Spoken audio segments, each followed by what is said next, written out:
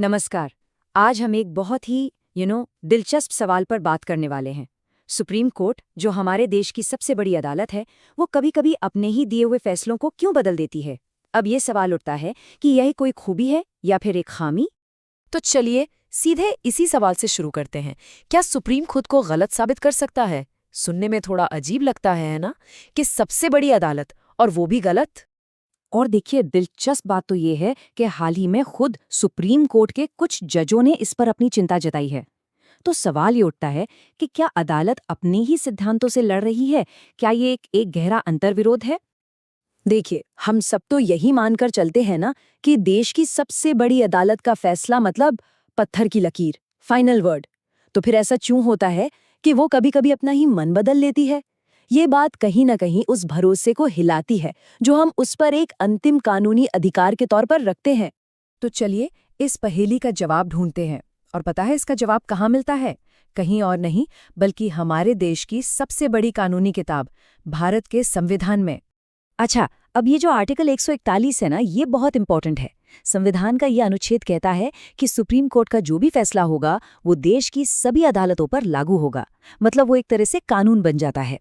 लेकिन, और ये लेकिन बहुत जरूरी है, कानून के जानकारों ने इसी आर्टिकल को ऐसे समझा है कि ये कोर्ट को अपने पुराने फैसलों को फिर से देखने और अगर जरूरत पड़े तो उनसे अलग हटने की ताकत भी देता है। तो असल में ये कोई कमी नहीं है, बल्कि हमारे संविधान में ही दी गई एक खूबी है। एक ऐसा फीचर है जो ये पक्का करता है कि न्याय समय और समाज के साथ साथ चलता रहे, रुके नहीं।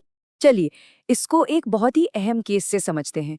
एक ऐसा मामला जो दिखाता है कि कैसे अदालत ने एक फंडामेंटल राइट को लेकर अपनी ही एक कह सकते हैं बहुत बड़ी गलती को सुधारा। एक ऐसी गलती जिसने हमारे लोकतंत्र पर एक गहरा दाग छोड़ दिया था। जरा इस टाइमलाइन पर नजर डालिए। साल था 1976, इमरजेंसी का वो काला दौर। एडीएम जबलपुर केस में कोर्ट ने एक ऐसा फैसला सुनाया जिसे आज भी इंडियन डेमोक्रेसी का सबसे डार्क मोमेंट माना जाता है। फैसला ये था कि इमरजेंसी के दौरान किसी के जीवन का अधिकार भी छीना जा सकता है। सोचिए, लेकिन कहानी यहीं खत्म नहीं हुई। जस्टिस पीएन भगवती और जस्टिस चंद्रचूड़ जैसे जजों ने इस फैसले के खिलाफ आवाज उठाई और फिर पूरे 41 साल बाद 2017 में पुट्टास्वामी केस में सुप्रीम कोर्ट ने उस फैसले को न सिर्फ पलटा बल्कि उसे एक गंभीर गलती भी माना। ये एक ऐतिहासिक सुधार था जिसने राइट टू लाइफ को और मजबूत बनाया और कहा कि इसका मतलब सिर्फ जीना नहीं बल्कि सम्मान से जीना है। अब एक और केस देखते हैं। ये हमें दिखाता है कि कैसे जुडिशरी यानी न्यायपालिका समाज के बदलते हुए तौर तरीकों और सोच के हिसाब से कानून को अपनाती है। ये देखिए, सिर्फ 5 साल के अंदर कितना बड़ा बदलाव आया। एक ऐसा बदलाव जिसने लाखों लोगों की जिंदगियों पर सीधा असर डाला। 2013 में सुरेश कुमार कौशल केस में सुप्रीम कोर्ट ने होमोसेक्सुअल एक्ट्स को अपराध माना, लेकिन ठीक 5 साल बाद 2018 में नवतेज सिंह जौहर केस में उसी सुप्रीम कोर्ट ने कहा कि सहमति से बनाए गए समलैंगिक संबंध अपराध नहीं है। तो क्रूशल पॉइंट क्या है? पॉइंट ये है कि ये कोर्ट की तरफ से एक साफ एक्सेप्टेंस थी कि भाई कानून को समाज की बदलती सोच के साथ कदम से कदम मिलाकर चलना ही होगा। फंडामेंटल राइट्स की जो व्याख्या है वो समय के साथ बदलनी चाहिए, वो स्टैटिक नहीं हो सकती। तो इन दोनों लैंडमार्क मामलों से, राइट टू प्राइवेसी और डीक्रिमिनलाइजेशन ऑफ होमोसेक्सुअलिटी, एक बात तो बिल्कुल साफ हो जाती है। हमारे संविधान में जो मौलिक अधिकार दिए गए हैं वो कोई पत्थर की लकीर नहीं है। वो समाज के साथ सांस लेते हैं, इवॉल्व होते हैं। तो चलिए अब वापस अपने मेन सवाल पर आते हैं।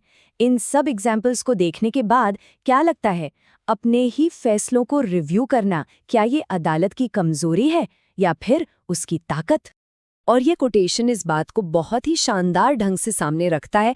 समीक्षा किसी भी संस्था की ताकत की निशानी होती है। बस एक पल के लिए इस बात को सोचिए।